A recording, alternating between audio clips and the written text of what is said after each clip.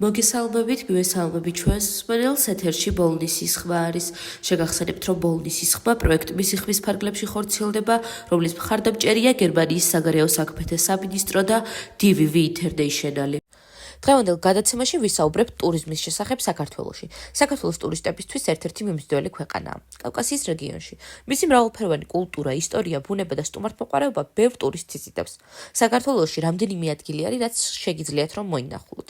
თბილისი ქვეყნის დედაქალაქი, სადაც მრავალი ისტორიული და კულტურული ადგილი, თანამედროვე ინფრასტრუქტურა და უნიკალური არქიტექტურა შეგიძლიათ ნახოთ. ბათუმი, შავი ზღვის სანაპიროზე მდებარე პოპულარული კურორტი, ცნობილი თავისი პლიაჟებით, თანამედროვე არქიტექტურებით და კაზინოებით. ყაზბეგი, სამთო რეგიონისაც შეგიძლიათ დაათვალიეროთ გერგეთის სამება და ისიმონოთ ულამაზესი მთის ხედებით.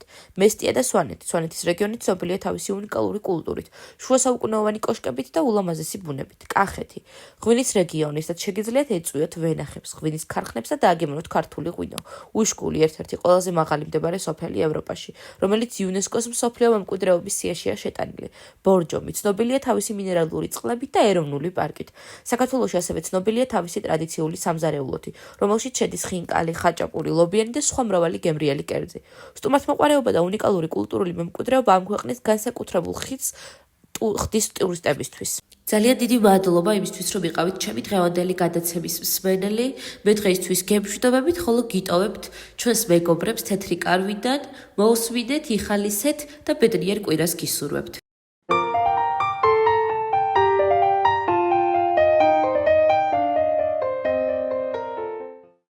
მოგესალმებით, ძვირფასო მსმენელებო. ეთერშია თეთრი კარავი და მე მისი ერთ-ერთი წამყვანი ბატონი დიმიტრი გახლავართ. კატოს ბაბუა. თქვენი თხოვნით რამოდენიმე გადაცემას ისევ მე გავუძღვები და შეგახსენებთ, რომ ჩვენი ეთერი კვლავ თქვენს განკარგულებაშია. დაგვირეკეთ, ან გამოგვიგზავნეთ ხმოვანი წერილები. გადავწყვიტეთ, რომ დღეს თავისუფალი ეთერი გქონდეს და ყველაფერი თქვენზეა. დღევანდელი განწყობაც და თემაც. აბა, ველოდებით.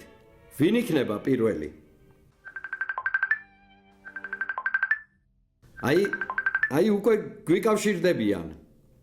მოგესალმებით მეგობრებო. მე მქვია ანა და ვარ 53 წლის.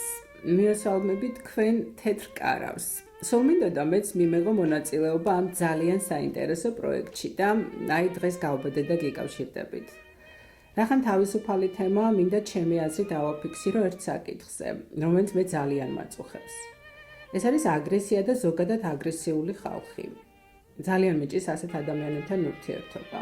ადამიანებს ძალიან უჭირთ ერთმანეთის მოსმენა და თუ მათ პოზიციაზე არ აღმოჩნდები, მაშინვე ღიზიანდებიან და ბევრი ხმამაღალ ლაპარაკზეც და ყვირილზეც კი გადადის.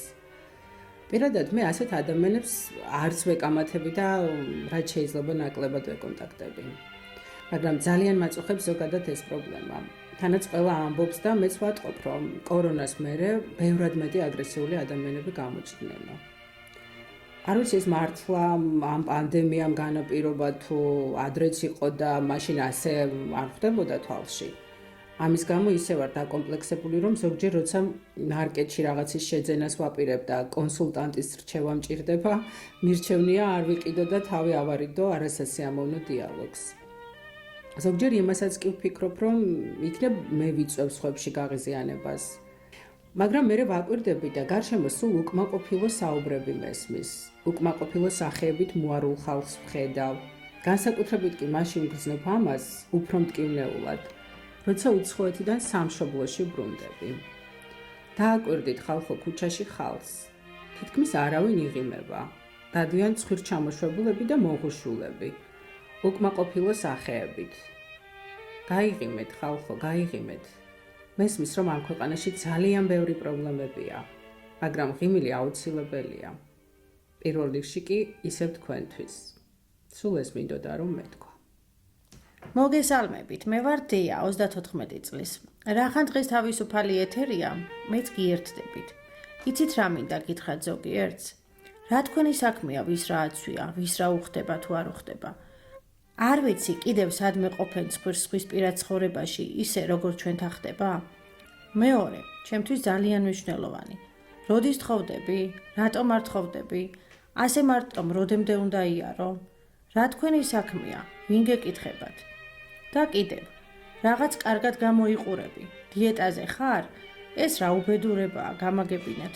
რატომ გამოიყურება უფრო კარგად გამხდარი ადამიანი? ან საწერია, რომ სიგამხდრე სილამაზია და ხორცავსეობა სიმახინჯე. ბოდიში ამდენი უარყოფითი ტონისთვის, მაგრამ ამოვიდა რაყელში. დაეტიეთ თქვენს კანში და თავი შეიკავეთ ზედმეტი კომენტარებისგან. სულ მინდოდა ერთხელ ხმამაღლა გამომეხატა ჩემი აღშფოთება ასეთი ხალხის მიმართ და პირველად მომეცა ამის საშუალება. დიდი მადლობა და ბოდიში. მე მქვია ნინა და ვარ 54 წლის. ნიცადან გიგზავნით ხმოვან წერილს. ვარ სოხუმელი. როცა ომმა დევნილებად გვაქცია, მე და ჩემი მცირეწლოვანი შვილები დიდი ტანჯვა-წამების მერე თბილისში აღმოუჩნდით. ფიზიკურად კი გადავრჩით, მაგრამ მივხვდი, რომ თუ ისევ სადმე ზღვისპირას არ გავაგრძელებდი ცხოვრებას, დიდხანს ვერ ვიცოცხლებდი. ქმარი ომში დამეღუპა და ახლა მე ვიყავი მხოლოდ ყველანაირი გადაწყვეტილების მიმღები. დიდი წვალებით, მაგრამ მოვახერხე და ჩემ შვილებთან ერთად ჯერ პარიზში, მერე კი ნიცაში გადმოვბარგდი. პროფესიით მხატვარი ვარ. დღემდე ჩემს ყველა ნახატში ზღვა არის მთავარი. ისე როგორც სოხუმში ბევრი წლების წინ, აქაც ზღვისპირას ვჯდები და ასე ვქმნით ჩემს ნამუშევრებს. ზღვის ხმა უნდა მესმოდეს, სხვანაირად არ შემიძლია. ვერც დავითვლი, რამდენნაირი ზღვა მაქვს დახატული. მაგრამ მაინც ყველგან სოხუმის სანაპიროა, ჩემი აფხაზეთი. გამიმართლა და საფრანგეთში ჩემს შემოქმედებას ბევრი დამფასებელი გამოუჩნდა. ეკონომიურადაც წელგამართული ვარ, ჩემს შვილებსაც კარგი განათლება მივეცი და ორივე წარმატებული, ახლა უკვე დიდი კაცები არიან. ხშირად მეკითხებიან, ვაპირებ თუ არა დაბრუნებას სამშობლოში. რა თქმა უნდა, ვაპირებ, მაგრამ მხოლოდ სოხუმში. ის არის ჩემი სამშობლო, ერთი დღეც კი არ მიცხოვრი აფხაზეთის მონატრების გარეშე. ეს მინდოდა მომეყოლა. გემშვიდობებით მომავალ შეხვედრამდე.